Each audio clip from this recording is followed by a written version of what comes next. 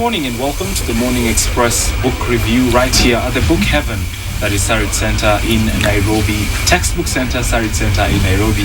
And as always, we like to expand your reading space, introducing you to a few more authors that you do not know about and introducing you to books written by Kenyans that can change your life. And today we're talking about an interesting book. It's about knowledge. I'm talking about The Pride in Knowledge, a Kenyan experience, written by Dr. Charles Orero. Dr. Charles Orero is here with me, and he'll help us understand a little bit of what he put in this book. Karibu sana. Thank you very much, Bonney. Thank you for this book. I've written out of my childhood reflections. So as a young man, I loved education because my father also loved education. He told me to go to school very, very early. But what drew my interest in knowledge, we used to have what you call duel in Kijaluo. Right. Or I know duel. Or if you know duel, it is like a parliament. Right. We used to have discussions. So students used to come together from Alliance, especially national schools, from Maseno, and one would pride over his achievements in academics. Right. That's in the village. In the village. Right. And this made me think so much about my education, and I thank God I'm holding PhD, because one would just stand, because we used to have what is called virtue boasting in Kijaluo, where you pride over your achievements and you tell fellows, the others who have not gone to national schools, that the schools where they go to really don't match where they go. Right. So this drew a lot of my interest, so I had to work hard given that kind of inspiration. Right. Later in life, I used to meet these people again who went to those serious schools, and they used to tell us, for us who did not go to national schools, they used to tell that we don't go to school well. And this drew my interest again to sit down and read. And they used to like my stories. When it came to debating, despite not going to those schools, I used to match them. Right. Talking of serious schools and the other schools, Dr. walk us through the journey of how was your early schooling experience? Early school was a real experience, because this is a case where your parents may not value school so much, but they tell you to go to school. Meanwhile, you have to go to the shamba. You have to go with to do the plowing, and from there you go to school. In fact, that is all in my book. Right. Nobody gives you water to take bath. Your mother will tell you she's not your wife. So we used to walk on dew, you know, the grass dew in the morning. And then you go to school like that. That will clean the feet. So it was not a very good experience. But the tough, I'm one of them, managed. I went through my primary education. I went through secondary. I went to A level. I went to university. Right. Dr. I realize there are issues of poverty, the issues of food, the issues of water, things that are everyday things now, but back then there were really serious challenges. Other than just the pride in saying, I went to this school, what is this other drive that you've put in your book that tells us, you know, other than just being proud of having gone to this school and achieved this, what kept you throughout school? Is the desire to give service to my community, the desire to serve my society, the desire to start with my own family and be somewhere, and again extend it even to the extended family, extend it again to the community, where so many. I'll do a bit of charity work. I took a secondary school to my village. I took a primary school, which are very good schools. The secondary school is taking so many to the university. And I'm telling viewers, or I'm telling you, that your education must be translated to develop the society. It must be meaningful. It must be significant. Otherwise, it would remain irrelevant. Right. Indeed, that's the reason behind the development of the countries that we admire. So it's not just enough to go to school, get the papers, get a job. Yeah. That's not enough. That is not enough. Right. You have to translate it. If I translate it at family level, at community level, and national level, and even international. Right. Yes. So that you are not just for yourself. You have to go beyond yourself. Develop others. Give a hand to others. Go to the village next to you and tell people to go to school, and tell them also to help others, so that whatever effort you have has a multiply effect. Right. Yes. In your book, you've also mentioned your experience of at the university. being not just an ordinary student, but a student with responsibility, a student who has to work a job to be able to make ends meet.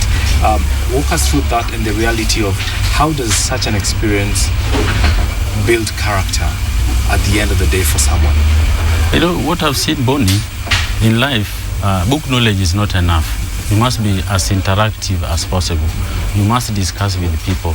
You go places and try to know their problems, right, and offer your expertise. Give your experiences, right, and so that you become a role model. I like reading about role models because they will give you a driving kind of, or that mental, I mean, you'll think about giving your knowledge, right, because if you don't guide any other person to be like you or better, then your knowledge is not just as good. And that's why I call that pride in knowledge. Actually, and that's a challenge that is predominant, especially in the lower level, primary school, basic education level.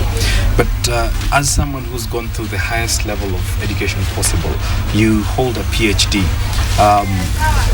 What is wrong with the Kenyan system if we're talking about university onwards? We're talking about university? Yes. The problem, they don't embrace research and research and development. Right. R&D, research and development. And again, they are not. There's that training which is very, very important. Right. That one is matching the society needs.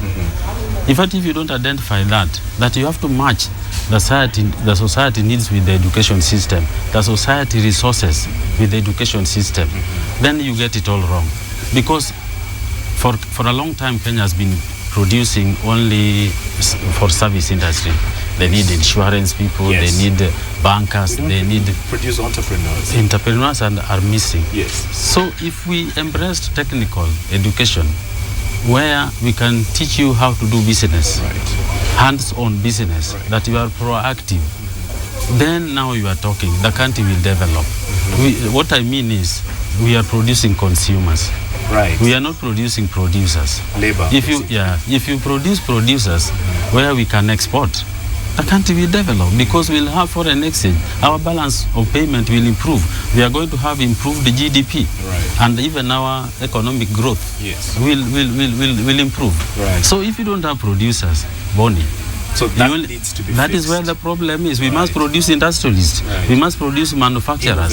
Innovators. Yes, exactly, right, innovators. Right. So minus these people, then we are not heading anywhere. Because like now, we prefer to come to Nairobi. We don't want rural areas. Yes. But I'll tell you, where we have development or economic development, Central Province, yes, because they accept going to the land, right, and they are producers. Kisses, another one. So in the Rift Valley, the same. But I'm just counting to you, Coast, no. Wakamba, no. Luos, no. Western Kenya, no.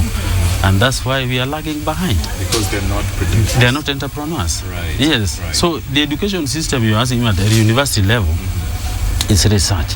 That's why Turkana, that oil and water remain and discovered for all these years. In fact, they say, if you are still sitting on a stone at Seme, there's a lot of gold down there on those stones. Right. And you don't know because nobody is doing research. Right. Until that time, our universities will embrace research and development. For a lot of people, this is a lot of inspiration, and having the challenge of not having attended university at a time when your age mates were, because of one of these two challenges. But for those of us who are watching right now, take us through the kind of challenges that made you wait for 23 years to achieve your dream of having, a college education. I came from a poor family. Right. Even after my O-level, everybody insisted that I had to go and look for a job so that the others following me could also go to school. I gave it a bit of resistance, and I was even refused. That the good thing, our time A-levels was free. Right. You only pay your 200 shillings, and that was the examination fee. Right. So I came out, I weighed what job to go because I qualified well enough. I could join university those days, but though there were opportunities. You could work with the bank, you could work with post office, you could work anywhere else. So I chose to join this where I am now, where just through application, they just call you for interview and whatever. And we believed at that time they could take you to school where I had to do a CPA and whatever. So I qualified. So later in life, I still qualified. The burden, yes. And what has driven me all along, the way you asked, that failure is not permanent. Right. And that's what I want listeners to get from me, that failure is not permanent. In fact, one failure will bring another success. 2 failures will even bring more. And accompanied with there are opportunities. Right. So don't fail and then just rest. That's what I tell everybody. Don't have that comfort zone, buffer zone. Avoid it at all costs. And that's why if I tell you over the weekend, I still wake up at 4, you won't believe it. Interesting. I wake up at 4. The whole of last year I woke up at 4 o'clock because I'm writing 2 other books. And when I was writing this, and when I was doing my thesis. Right. So I don't know what deep sleeping, whatever is there. How long has it taken you, Professor, from the time you finally got a chance to attend University of Nairobi to getting your PhD? 10 years. I had 3 degrees within 10 years. That is not something easily achievable. It's not easily. Right. Because, take thesis for any one of these, especially for a PhD, you need to move around. Because it is something, you don't just get it like that. You need to move around a lot, do a lot of research, do a lot of survey, go questionnaire, go everywhere.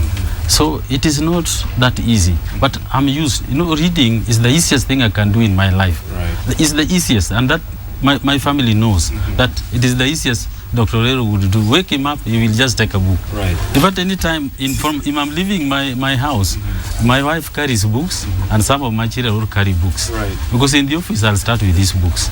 Right. Because I'm writing other books. Doctor, for a lot of young people who would be reading, and your children, what is this important message in this book that anyone picking this book has to carry away with? What I'm saying, Bonney, is this, and I want it to be very, very clear. Whoever chooses on education, right, whoever chooses on knowledge, the benefits of education, the benefits of knowledge will follow you. I know why. Because it is like a covenant. Right. When Solomon, son of David, was asked to choose whatever he wanted, he chose wisdom and knowledge. Right. So it is like a covenant that whoever chooses the same, you'll get all the things of your heart desires. And that's what my book is saying.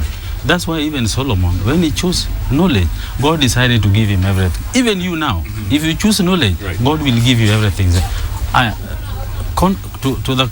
Just to contrast, any child told to go to school by the father and refuses, it is disaster. And that's what I want listeners to get from me. If you refuse to go to school to get that knowledge, it is a disaster. And it is true. What will follow you is disaster. Right. The other way around is prosperity and success. Right. And there's something I want to tell you, Bonney, which is also very, very important. Right. The way God has created us, we have 2 personalities in one. Right. You want the negative one, you have the positive one. The negative one will always suppose what the positive one is telling you. If it's telling you to go to school, the other one said no. Right. If it is telling you to do good business, say no, business, you'll burn your finger. So you have to rein in. Yeah, it will always tell you don't. Right. So the best thing is to choose this positive, the one with that, they call it positive mental kind of attitude, where you believe in only doing the right thing. Right. This is the right things are the only things that are followed with success and prosperity. So, Dr. the message is education pays. It pays. Finally, Dr. this review is not complete without just give us 3 or 4 lines of your favorite part of it. Pride in knowledge is the key to quality of life for individuals, families, and nations. Embrace this pride for all the personal heart desires of life today and tomorrow. For wisdom and knowledge are from God, and we all, as His creation, have pride in His gracious gifts, and that is knowledge. His eyes keep watch over knowledge, hence pride in knowledge. Thank you very much, Dr. Charles Wachuna Orero, Pride in Knowledge, a Kenyan Experience. Thank you very much, Bonney. Appreciate your Thank time. you very much. Thank you very much.